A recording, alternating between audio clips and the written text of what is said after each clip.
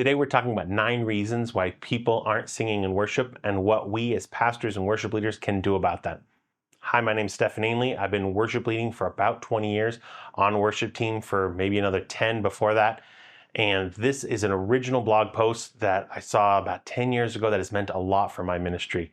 It got turned into a book called the Worship Ministry Guidebook by Lamm. But the original blog post still exists. They even updated it. In some ways it's better because they keep updating it and keep adapting it. So let's look at those 9 reasons and just talk about them. We'll start by saying that there's a lot of subjectivity here. This isn't 9 commandments that thou shalt or shall not do for worship. It's a list that has a lot of wisdom behind it that Lamm has put together, that I've benefited from, that a lot of people have. And so hopefully we can kind of get you thinking about things. And if you disagree or agree, put it in the comments below. Let's continue the conversation. And it's not a big deal if there's some things that we don't see eye to eye on. Number 1 is that the congregation doesn't know the worship songs. This kind of seems silly, but we live in a time where we have newer and newer songs coming out every single week.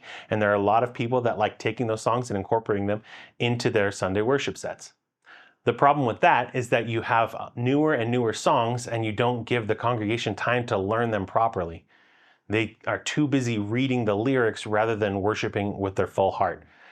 I attended a youth conference one time where there were a ton of new songs, and it was songs that the hosting church had written, very good songs, but it was a lot of learning. And it took a couple days of the conference before you kind of felt like you knew them pretty well. Even that said, the best time of worship was when they sang an older song that they didn't write, and you could just tell the atmosphere in the room changed because every hand went up, every eye closed, because it was a song they knew. So think about what you want to do with your collection of songs, how often you want to introduce new songs. They recommend about 1 a month. That allows the congregation to get used to it, and you sing it over and over. I've been in churches that have played it before the service started to kind of get people's ears accustomed to hearing that song. And then by the time we're actually introduced into the service, they know it well, even without even really practicing it. So being intentional with what songs you introduce, how often you're introducing them, and how many songs you're keeping in your repertoire of songs can be a huge important in making sure that the congregation knows the songs that you're going to be pulling from. Number 2, we are singing songs not suitable for the congregation to sing. This can range from the complexity of the song to the lyrics that are being sung to the range of the song notes. There's a lot of reasons why you shouldn't sing a song with everyone. There are songs that can be special numbers, songs that can be meant for sending, but as far as congregational singing songs, we need to think about the lyrics and can the average person sing it and understand it? There might be some really fun songs, but are they appropriate for the whole congregation to be singing? Something to think about. Number 3, we are singing in keys too high for the average singer. Now, this has been the biggest one for me, helping me choose my songs and the keys that we're singing in, because I'm a tenor and I don't usually think about those things. I think about what's helpful for me and what's comfortable for me to sing. But I realize after this and just through years that I am not the average. And so I've had some of the biggest arguments with other pastors and worship leaders about this, because some people think that we should always just be singing in the key that the album is on, because that's what people are used to hearing, so it shouldn't be that crazy to hear it on a Sunday. I've heard people say that we should be singing in the key that's more suitable for the singer, the leader, because if they're leading in a comfortable key, then things are going to be great and people can follow that. But we really should be thinking about the middle, making sure that we're dealing with the range of most people in the key of most people. Lamm says that's from C to C. We can stretch it out a little bit and go from low A to high D, maybe a little bit in either direction. But when I'm playing and picking a song, I'm looking at what's the highest note of the song and then adjusting the key to go from there. If the highest note is an E, then I might bring it down so that the highest note then is a D. And it's not always the same key either. You can't just say, I'm always going to play in G, because then I know, no, it depends on how the song is written. Having those highest notes and the lowest notes into consideration when you're picking a song, sometimes the range is so big. Like on the album, you'll know because they'll have a guy sing the verse and a woman singing the bridge or the chorus. That's cheating. And most people can't tap their neighbor and ask them to sing the next part for them.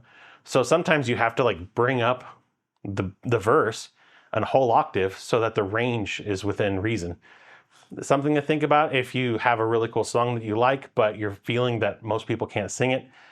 There's a really cool part of their website where they look at the top CCLI songs, what it's recorded in, what the lowest and highest note are, and then what is the average key you should be singing, what's kind of the best key.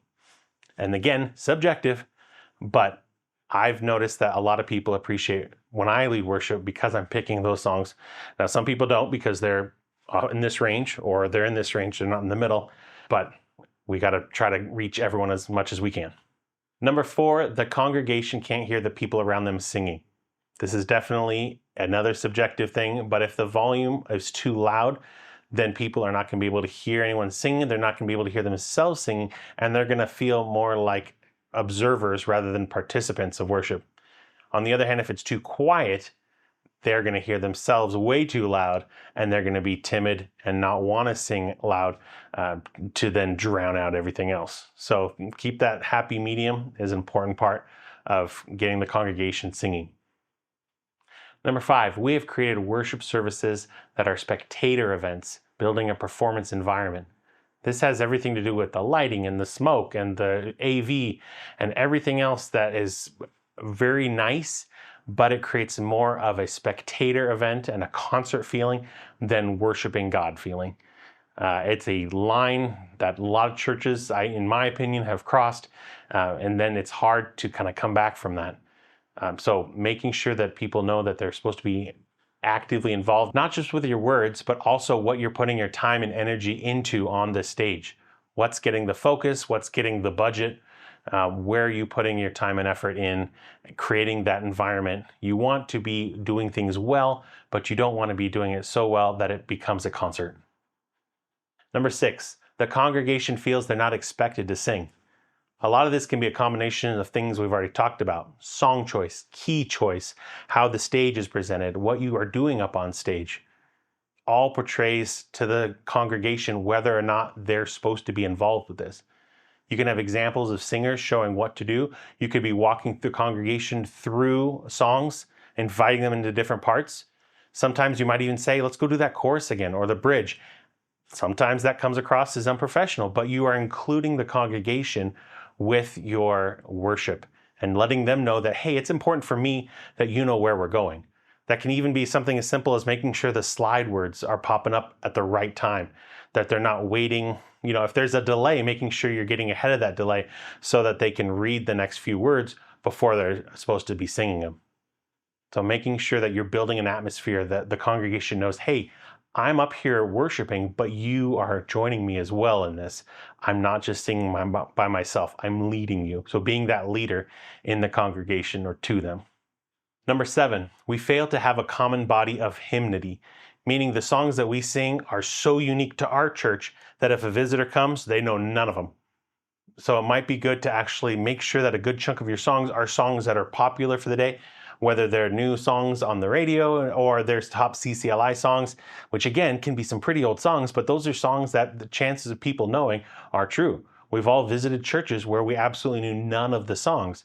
And it wasn't even because they were written by people of that church. It was just because completely different people that they follow, or it's just something that's off the radar. So it's not the end of the world, but something to consider as far as making sure that songs that you choose are songs that any visitors may know, or at least will know a few of them. Number 8, worship leaders are ad-libbing too much. Songs may sound great on the recording with lots of cool runs or cool high parts that I might want to follow and kind of just have fun with, but on the Sunday service in worship, it's not appropriate. We got to simplify things so people can follow along, so they're not expected to be singing different crazy parts that I might be able to handle, but others can't. We simplify things and make sure that we are presenting the songs in a way that people can follow. This also can include made-up parts. If you are a church that does that, then making sure that you are being repetitive, making sure that your call and response, making sure if there's lyrics that you can plan out ahead or in the moment, put them up there, you have them on the slide so that people can follow along. Whatever you can do to make sure it's a pleasant experience for the congregation and something that can follow is going to make all the difference in the world. Lastly, number 9, worship leaders aren't connecting with the congregation. This includes both on the stage and off the stage. On the stage, like mentioned before, making sure the whole church knows that we are in this together, that it's not just me having a performance, singing the worship songs, but I'm actually bringing the congregation in to be a whole church event. This is supposed to be for them. This isn't my time to shine. And also off the stage, when I'm not on stage, when I'm not singing, am I being a part of the church? Am I talking to people? Am I being involved with different activities? Or is the stage my only time that I'm ever doing anything? You don't want to be someone who's only seen on the stage. Jesus was a part of the people. He was with the people. He served them. And we as worship leaders and pastors need to be doing the same. We need to serve not just for music, but we need to serve in other ways. We need to get to know people. We need to be a part of other ministries. It's not enough just to be doing our worship, music on Sundays, and then not worrying about anything else past that. It's not.